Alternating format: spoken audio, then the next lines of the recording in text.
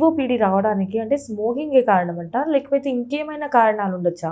Maybe చాలామంది smoke చేసినా గానీ వాళ్ళకి కాఫ్ అనేది కూడా చాలా ఉంటుంది. చాలా అబ్జర్వేషన్ పెడితే. బట్ స్మోకర్స్ అదెందుకు? కాఫ్ అంటారు దాన్ని. యాహ్! దాన్ని స్మోకర్స్ కాఫ్ అంటారు. స్మోకర్స్ కాఫ్ ఉన్న వాళ్ళందరికీ సిఓపిడిలోకి వెళ్తారని చెప్పలేము మనము.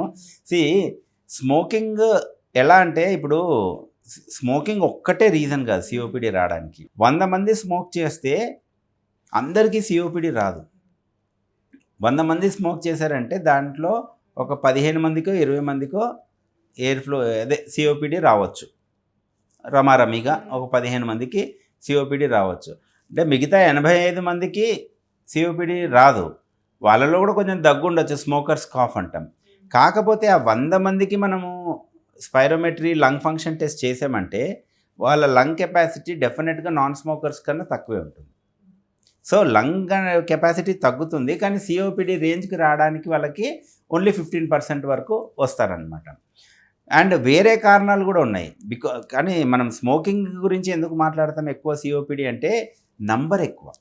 స్మోక్ చేసే వాళ్ళ నంబర్ ఎక్కువ కాబట్టి ఆ నంబర్లో 15% అంటే ఆ నంబర్ కూడా ఎక్కువగానే ఉంటుంది. ఓకే, ఇప్పుడు డెవలప్మెంటల్ చెప్పాను మీకు ఇంతకుముందు క్లాసిఫికేషన్లో. డెవలప్మెంటల్ ప్రాబ్లమ్స్ లేకపోతే అదే ప్రిమెచ్యూర్ బర్త్స్ కానీ, లో వెయిట్ బర్త్స్ కానీ, రికరెంట్ కొంతమందికి చిన్నపిల్లల నుంచి కూడా లంగ్ ఇన్ఫెక్షన్స్ కామన్గా ఉంటాయి అన్నమాట. రికరెంట్ చైల్డ్హుడ్ ఇన్ఫెక్షన్స్, వీళ్ళందరూ కూడా లేటర్ లైఫ్లో సిఓపిడి రావచ్చు. కానీ దాన్ని మనం ఏం మాడిఫై చేయలేం, ఎందుకంటే they are born like that and they had that problem. స్మోకింగ్ని మాడిఫై చేయొచ్చు కదా, మనం దాన్ని ఆపేస్తే అట్లీస్ట్ ప్రోగ్రెషన్ అన్నది తగ్గుతుంది అనమాట. సో స్మోకింగ్తో పాటు వేరే కారణాలు ఉన్నాయి. Second hand smoking is also as dangerous as first hand smoking. అంటే ఇప్పుడు ఇళ్ళల్లో చూస్తాము, మా హస్బెండ్ స్మోకర్ ఉంటాడు, వైఫ్ స్మోకింగ్ చెయ్యదు, కానీ ఆమెకు సిఓపిడి డెవలప్ అయి ఉంటుంది. యాక్చువల్గా స్మోక్ చేసే ఆయనకి ఇంకా సిఓపిడి వచ్చి ఉండదు, ఈవిడకి వచ్చేసి ఉంటుంది.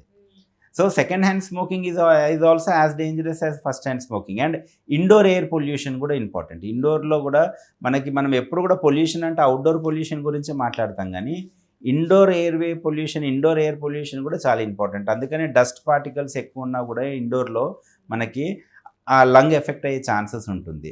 ఓకే, వేరే కారణాలు నేను చెప్పినట్టుగా లైక్ బయోమాస్ ఫ్యూయల్ ఎక్స్పోజర్ కానీ, లేకపోతే కంపెనీస్లో వాళ్ళు కోల్కి, డస్ట్కి, లేకపోతే అదర్ ఫ్యూమ్స్కి ఎక్స్పోజ్ అవ్వడం వల్ల సిఓపిడి రావడం కానీ, ఇట్లా రకరకాల కారణాలు ఉన్నాయి.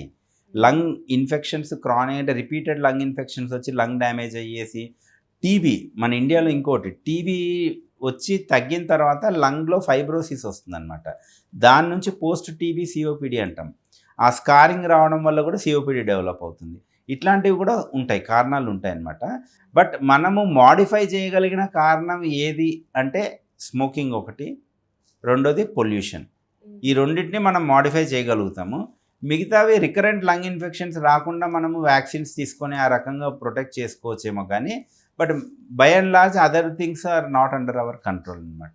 సో స్మోకింగ్ ఒక్కటే సిఓపిడికి కారణం కాదు, కానీ స్మోకింగ్ చాలా important cause. And number of people smoking ఎక్కువ కాబట్టి number of COPD cases in smokers ఎక్కువగా ఉంటుంది. వేరే కారణాలు కూడా ఉంటాయి. దాని ప్రకారంగా ట్రీట్మెంట్లో పెద్ద తేడా ఏముండదు, కానీ కాజ్ అట్లీస్ట్ మనం రిమూవ్ చేయడానికి ఆలోచిస్తాం.